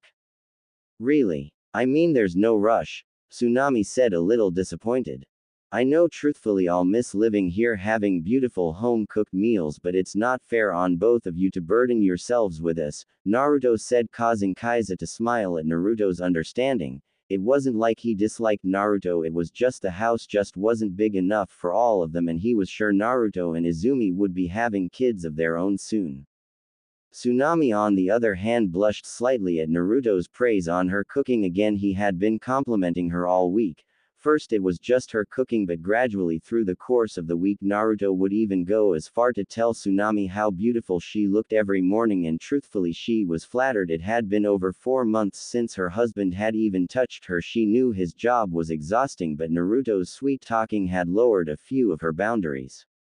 At first she had consistently rationalized that she wasn't cheating and she was merely just having a bit of fun with harmless flirting. However, as the week had gone past, Tsunade had realized that she wasn't just playing with harmless flirting. She had really been flirting with Naruto, and she had done some really indecent acts, such as bending over in front of Naruto while pretending to clean and shake her for him. She had even gone as far as to appear in front of him with only a towel wrapped around her body, pretending she didn't know he was there. Looking over at him now, Tsunade smiled. For the past week Naruto had made her feel more like a woman than just a housewife, and she enjoyed it, even though she knew Kaiza would leave her if he caught wind of what she was doing. Tsunade didn't want to stop. The mixture of enjoyment and the risk of being caught aroused her more than anything. After dinner Tsunade still hadn't calmed down and was occasionally sending Naruto secret smiles and glances. "So, I'm going to be helping Tsunade tomorrow with the bridge, so you should take the day off tomorrow, Naruto." Tsunade heard her husband, and for some reason a small smile grew on her lips. As everyone had gone to bed, Tsunade was still sat downstairs contemplating whether or not she should go with the plan she had thought of. It wasn't the fact she couldn't, she knew she could, but would the guilt eat at her was the question she wondered.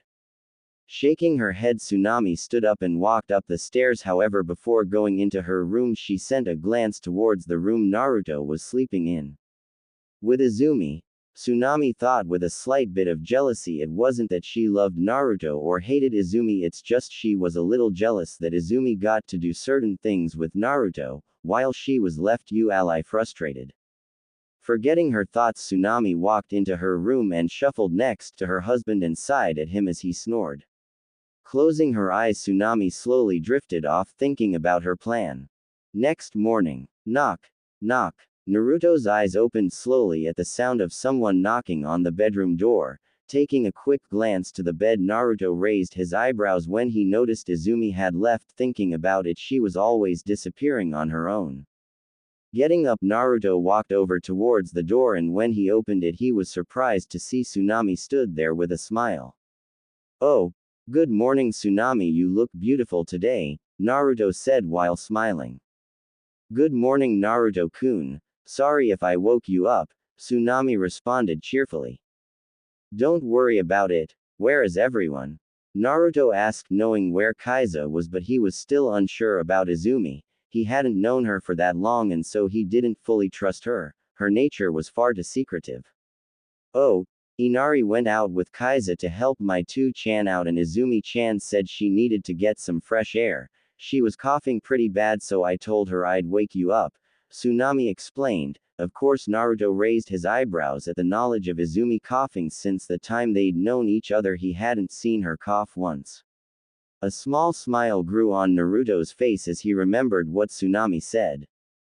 "So we're alone, are you sure that wasn't your plan?" Naruto teased. However, Tsunade sent him a small grin. "Maybe it was. What would you say to that?" Tsunade said back, leaning in closer with a smirk. "Then I'd say you should have just joined me in bed," Naruto replied confidently as he leaned forward a little, just stopping inches away from Tsunade's lips. However, just as he was about to kiss her, she pulled back a little with a sly smirk.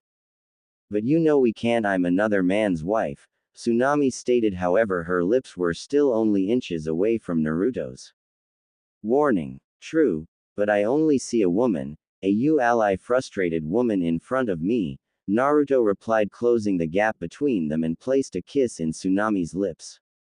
Tsunade gasped a little at Naruto's bold move, even though this is what she had come to see Naruto for. The act itself was a little different from her imagination.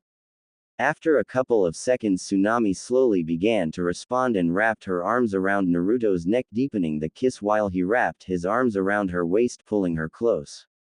Tsunade ed as Naruto played with her tongue. She had thought with Naruto being a decade younger than her he'd be a little inexperienced. However, the way his tongue playfully moved hers, it would seem she was wrong. After they stopped kissing, Tsunade pushed Naruto back into the room and walked in, making sure to lock the door.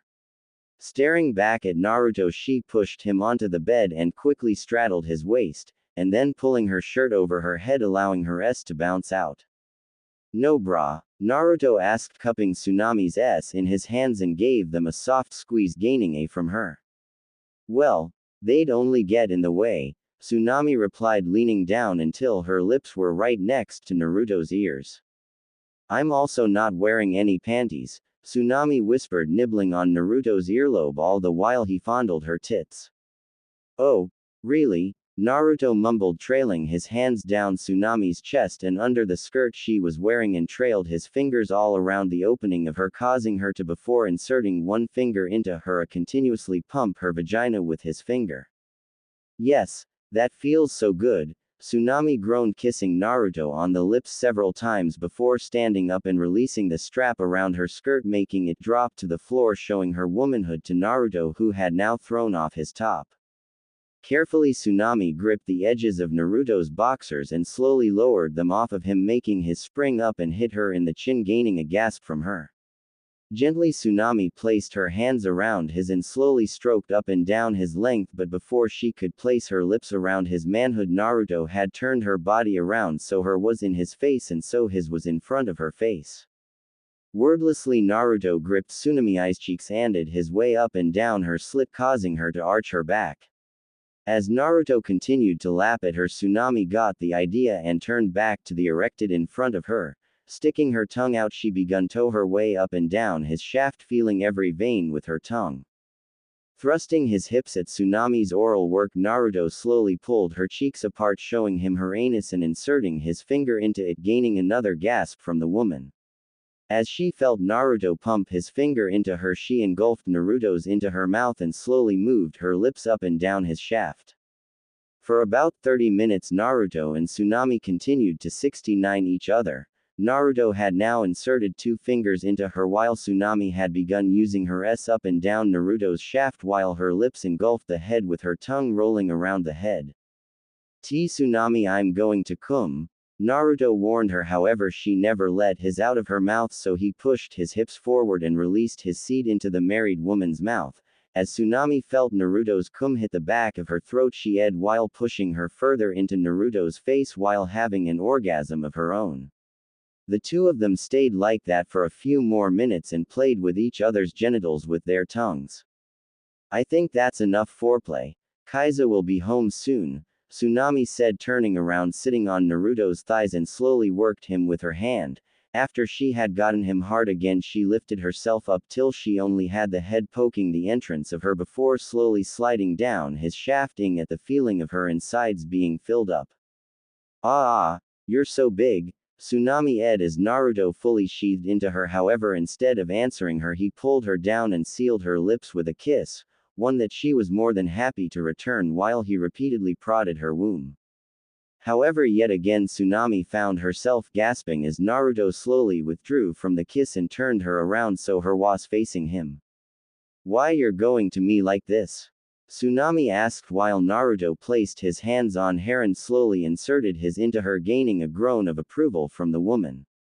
"We're going to in a lot of different positions, so there's no need to be embarrassed," Naruto responded, leaning over Tsunade's back and kissed her neck while his hands playfully juggled her S. I'm going to come," Tsunade ed, struggling to keep her voice down as Naruto ed her from behind.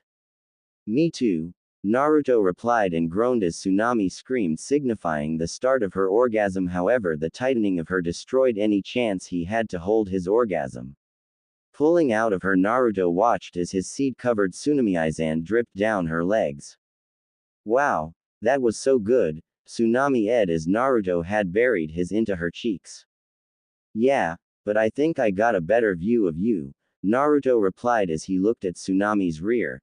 Turning her head to see what he was talking about, Tsunade smiled as he stared at her. Turning around, Tsunade got off the bed and walked around till she was in front of Naruto and then pushed him onto his back. Crouching down, Tsunade took Naruto's into her hand again and ed down it slowly. Just before she was about to reach his balls, a sudden knock on the door made their eyes widen. "Naruto, are you in there?" The sound of Kaiza made both Naruto and Tsunade looked at the door for a few moments before answering. Why yeah, Naruto stuttered as Tsunade still had her hand around his. Looking down at said woman, he gulped as he watched a small grin appeared on her face before she captured one of his balls in her mouth and ate on them. Ah, good, I was wondering if you'd seen Tsunade, Kaiza asked from the other side of the door, unaware of his wife's sinful actions. She said she was going to get something to eat, Naruto replied while Tsunade lapped at his balls, excited at the fact she might get caught. Oh, okay, will you be coming out soon? Kaiza asked. Why yeah, I'll be coming soon. Naruto grinned down at Tsunade as she lifted up his balls and it along his gouache. Okay, then I'll be at the bridge if Tsunade comes back, tell her I'll be home for dinner, Kaiza said, walking away back to the bridge. Meanwhile, Tsunade wasing up Naruto's gouache and ed on his balls, then releasing them with a loud pop before repeating the process. I'm coming. Naruto ed, releasing white ropes of cum that landed on Tsunade's face, covering it. As soon as he had finished coming, Tsunade had cleaned the cum off her face with her fingers before ing them into her mouth. That was harsh, Naruto admitted, talking about Kaiza while Tsunade frowned a little at the thought of what she just did. However, before she could think about it anymore, she felt Naruto's push itself between her s. Let's think about that later. Let's make the most of the time we have, Tsunade stated, placing her mouth around Naruto's shaft again, trying to forget how bad of a wife she was. End of. Later. Naruto frowned as he stared at Izumi. She looked terrible even though she was trying to hide it. Her face was completely pale and tired. After he and Tsunade had finished, Tsunade had gotten dressed and freshened up, then started dinner. He couldn't help notice the smile on her face or the way she had swayed her hips while cooking. He was glad Kaiza didn't notice anything different, but it did make him feel really bad. When he had traveled on his own, he had slept with other men's wives countless times, but now he had gotten to know Kaiza. It really made him feel like scum. Tsunade placed the food onto the table and like usual she sat next to Kaiza and Naruto. However, she brushed her leg up against Naruto's and sent him a glance. So Tsunade, Naruto told me you went to get something to eat. Kaiza started looking towards his wife, who in turn smiled at him. Yeah, I went with a few friends into town. It was nice and it was really good, Tsunade replied. Her hand rested on Naruto's crotch area and playfully squeezed him through his clothing. That's good, I was worried you lost contact with all your friends, Kaiza commented, unaware of his wife groping another man.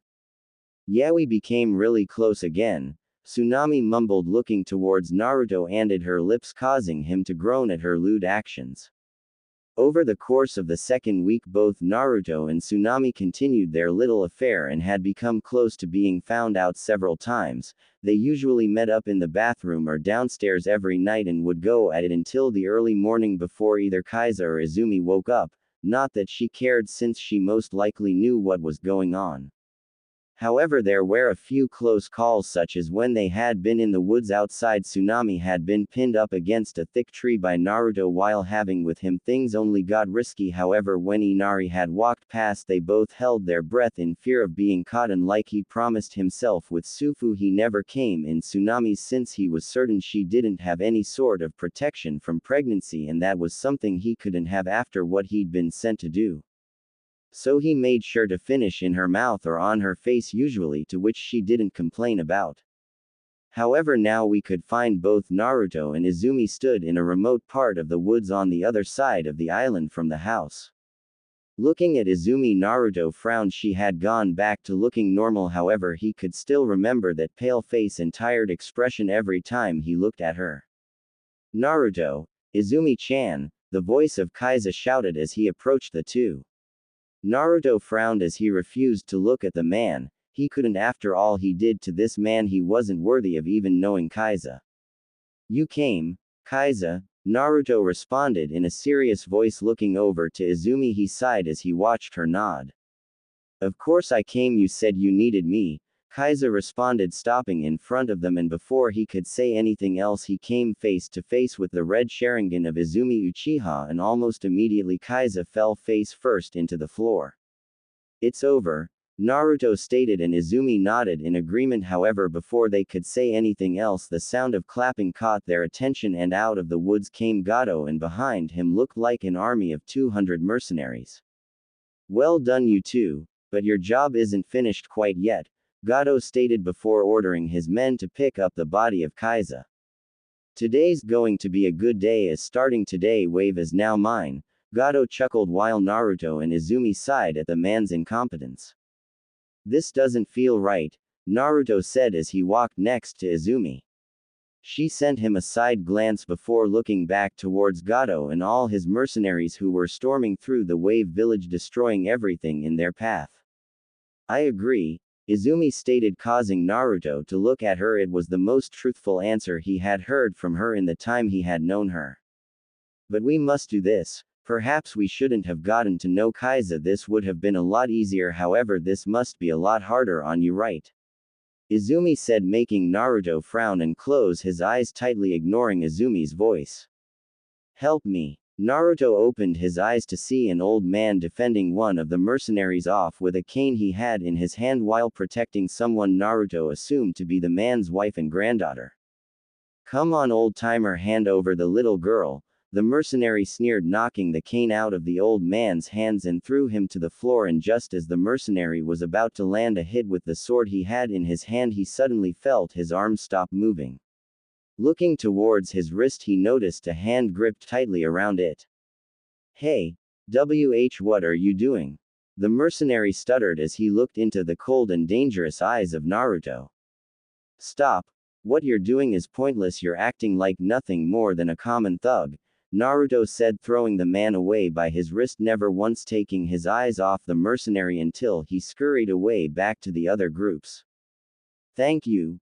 Naruto turned around to the sound of the voice and watched as the old man stood up with his cane, his wife and granddaughter hugging each other in fear.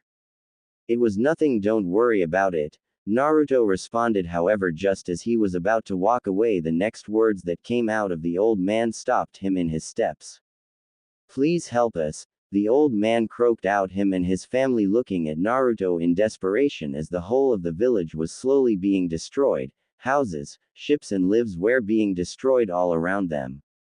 I can't, please just hide, Naruto said, turning away from the man, too ashamed to even look at him. The old man gasped at what Naruto said, his eyes becoming hardened and his fists gripping tighter around his cane. This will all be over soon, it'll be safer for you to keep your heads down for a while, Naruto stated, and as soon as he finished his sentence he felt something collide with the side of his head, sending him flying to the floor. You bastard, the old man growled, jumping onto Naruto and immediately started punching him in the face while Izumi watched in curiosity. How can you watch all this when you have the power to stop all of it? The old man shouted, continuing his assault on Naruto. Naruto closed his eyes as he felt the man punching him. To be honest, the punches barely hurt, the words were more painful. In fact, he felt relieved that the old man was punching him, even if just above his eye had split open and blood was falling down the right side of his face. As the old man was about to land another punch, he felt someone kick him in the side of the face, sending him flying next to his family. As he looked up, he noticed the same mercenary from before staring at him with crazy smile. The mercenary lunged forward, attempting to land a punch on the old man. However, before the fist could connect, Naruto had jumped in the way, blocking the punch with his forehead without even flinching. I told you to stop, Naruto stated, blood trickling down his face while glaring at the mercenary who seemed stunned. Naruto had blocked his punch with his mere forehead. Well, you were letting yourself get beat up by some old man. Remember, your job isn't over yet, the mercenary growled, pulling back his fist and sending one last glare to the old man. That's all right, Naruto stated, causing the mercenary to sneer before walking away. As soon as the mercenary was out of sight, Naruto straightened himself up, brushing away any dirt off his clothing before walking forward. So that's it, you're just going to run away and let us all suffer at the hands of these men? Are you that much of a coward? The old man asked, staring at Naruto as he continued walking forward. Yes, Naruto whispered, walking past Izumi as she watched Naruto in curiosity and quite surprised by his actions, thinking he would have attacked the man for hitting him, perhaps he wasn't just a common criminal after all. Center of the village. Naruto stared in hatred at Gato as he tied the body of Kaiza onto a cross right in front of everyone. His arms had been ripped from their shoulders and he was bleeding heavily. The people around stared in horror and helplessness as they watched their hero crucified before them, powerless due to the number of mercenaries with weapons. People of Wave, I'm glad you have all come to watch the brilliant change that will occur in Wave, Gato shouted with a large grin across his face. Today I am going to show you what will happen when you challenge me like Kaiza-san here did when I first came to Wave. I told you I'd get you, didn't I? Gato said smugly towards Kaiza while the villagers gasped at the news. Of course this wouldn't have been possible without my partners in crime. I have Naruto-san and Izumi-san to thank for that, Gato announced, causing cries of outrage towards both Naruto and Izumi, who stood there with as much as an emotionless face as they could put on. Naruto closed his eyes as he remembered the conversation both he and Izumi had concerning the job. Flashback. You want us to do what exactly?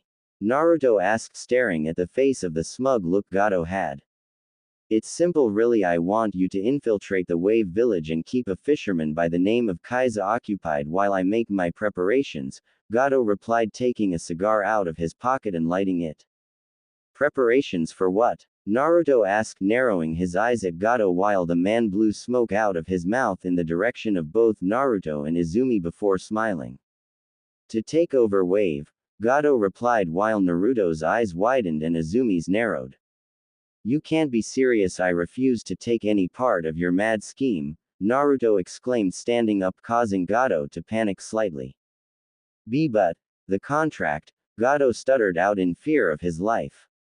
I don't care, scum like you should just die, Naruto said, glaring at Gato, getting ready to end the man's life. Stop, Izumi stated, putting her hand on Naruto's shoulder, causing him to look at her with a questionable expression. What? You don't mean you're actually thinking of going through with this? Naruto asked, narrowing his eyes at Izumi while she challenged his look with an emotionless face. And what if I am? If we don't, we'll have Pain and him coming after us, and I'll tell you one thing, I refuse to be killed by either of them. If this is what we have to do to keep alive, then so be it, Izumi said. Her voice was cold and sharp. Naruto met her stare for several seconds before his eyes widened slightly, thinking of something. Sighing to himself, Naruto sneered before facing away from Izumi and Gato. So, all we have to do is occupy him until when? Naruto asked, gritting his teeth and tapping his foot off the ground. 2 weeks. Just keep him busy for 2 weeks and act as a guard for me when the time comes, Gato replied quickly. Fine, but I want you to know that I don't like this, not one bit, Naruto explained, sitting back down while closing his eyes. That's fine, however I do find it strange that a missing nin such as yourself would have problems doing a mission like this, especially with the money I'm paying. After all, isn't that the most important thing to you people?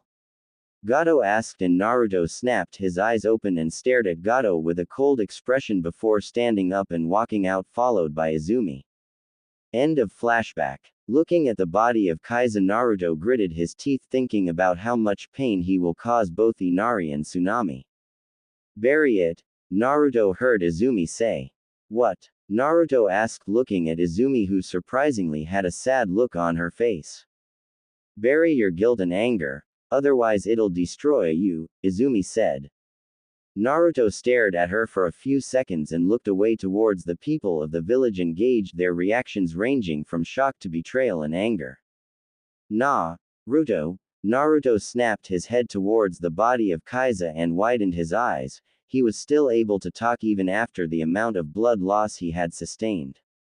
Walking forward, Naruto stopped right next to Kaiza, but he was unable to look at him after everything.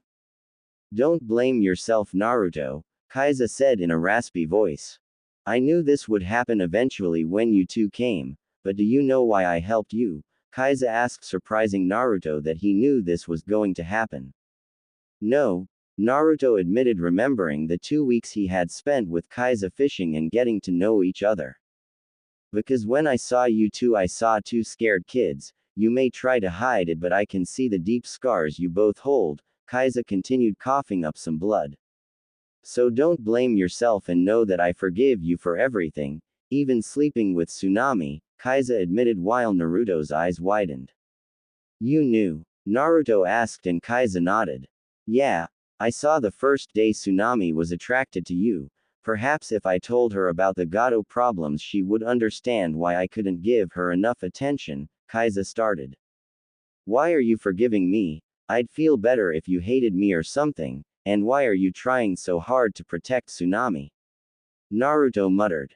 Life's too short to hate and remember if something is truly important to you, even if it's heartbreaking, keep on trying to protect it even if it costs you your life, you keep on protecting it with everything you have, then even if you die, you leave behind the proof you are a man, forever. Kaiza gasped out, a small smile appearing on his face, and for the first time since the start of the conversation Naruto looked towards Kaiza, surprise etched onto his face. Naruto, I don't have long left, can I ask a favor from you? Kaiza asked and Naruto snapped out of his surprise and locked eyes with Kaiza.